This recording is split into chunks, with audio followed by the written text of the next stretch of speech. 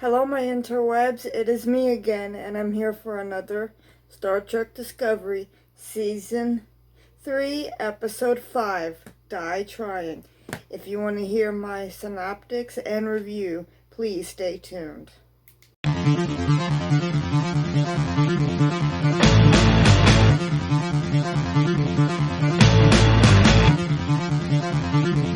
Well, my interwebs, I'm back for another Star Trek Discovery review of Die Trying. Let me get into the spoiler-free review, which I don't have much to say about it except it was a very damn good episode. I think Jet, Reno, Tilly, and Stamets, all their actors, did a good job coming together in the episode. I think Doug Jones did a damn good job. Wilson Cruz did a damn good job on this episode. And the one who played Nan did a good thing. And then we got new actors that come together in this Star Trek, right? And they come together like in a way where it shows what's going on in the story. Like, the story plot, I have to say, was damn good. It explained much to the effect where we got more information than we did last episode. And from my perspective, is that if you've seen the implications of the episode, like, come together like this, I was like, in amazement. Sorry guys, I got cut off, but I was more in amazement on this episode as it came together. Like, I was like, what's going on in this episode? It was more of a storyline that I got to see where it all came together, in my opinion, where we got more than what we got in the last episode, I was saying, but in the long run, there's not much I could say about the spoiler-free reviews because it was damn fucking awesome. The acting's on par, everything's on par. And I think Adira's actor, who was non-binary, did damn good. Like, we didn't see much of her, but it was like where they seen her and they called her Admiral Senental. You know, Admiral Senental, or whatever the Admiral's name was. They call her by that name. They didn't even think of her as a different person. They thought of her as the Admiral instead of Adira. It's something to the point where you see non-binary people not identifying themselves with what they are. I'm not going to get into that because I'm not that kind of person. Well, guys, I am back. Thank you. Sorry the thing keeps cutting off, but let's get into this. Well, we start off where, you know, in the last episode where she gave the pad to Starfleet headquarters. Alright? So, what happened there is that we go to Starfleet headquarters and we figure out all these starships and stuff that are there. And one of them is our infamous Star Trek Voyager ship, the USS Voyager, with the same registry number as the USS Intrepid class Voyager. And it's Voyager J. I was like, holy shit, we got to see those starships. We got to see those starships. And I was like, really? Really? I was so fucking happy to see that. So, Starfleet goes on and wants to do a synaptics with the entire crew, right?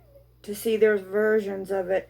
And they didn't believe what was going on because they said that they were destroyed, da-da-da-da-da. And we got all this and that. So they're staying there, and the Akiri aliens that were there were sick because of some kind of pathogen or something. My fucking phone keeps turning off. I'm gonna hurry up with this review because obviously I'm getting pissed off with this fucking shit turning off on me. So they get the Akiri, and we got to see these aliens and shit. And they had to go to this aliens, find this ship, and with non-race and shit. And I was like, real good, but let's get back into it. So they get Adira in because they wanted Adira there, so they got Adira, right? And they were going to test her out or whatever because they knew that the symbiont was there. They knew the symbiont.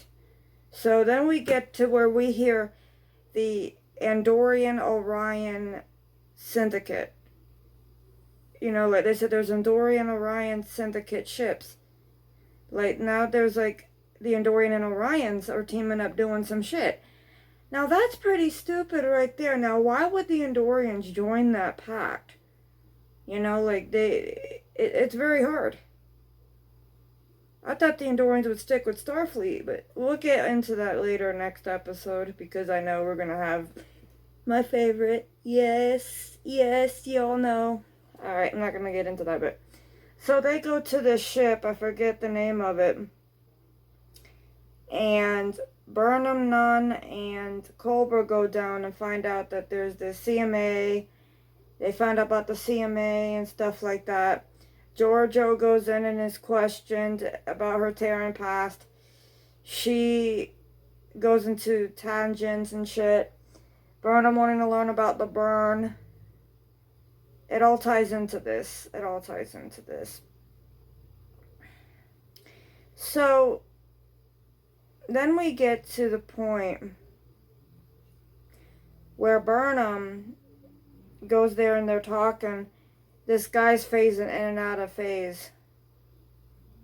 And they help him, right? Because they want the seedling.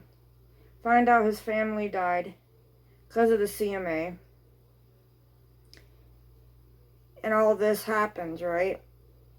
I'm sorry if I'm getting cut off. I'm just like a little bit tiffed that my phone will cut off during this recording. So, yeah. So then we get to the point where they get the seed, right? And I'm thinking like all this acting really comes upon, you know, like everything's on par, right? We got to hear much about it. We didn't get to see about it because they said that they don't know which member worlds are out there because they couldn't even get long range communications. And in my opinion, that's what I think probably is going on because Starfleet doesn't know what's going on. And in my opinion, and I'm just saying this from experience, is that, I mean, my experience from watching all these Star Trek episodes, that we never seen anything like it. But, and the opinionated is, that it kind of reminds me of Kelvin Timeline movies, the uniforms of Starfleet. But we'll see. So then we get to where Burnham sends Culber with the seedling, and that's that. So Nunn decides to stay there and help them, and she wants to visit her home, the Barzan world.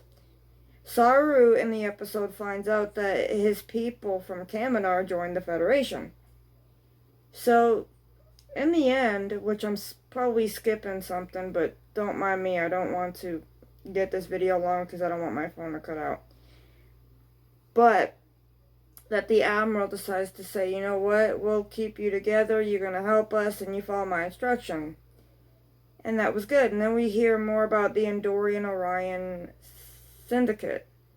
You know, the Andorian Orion Pact.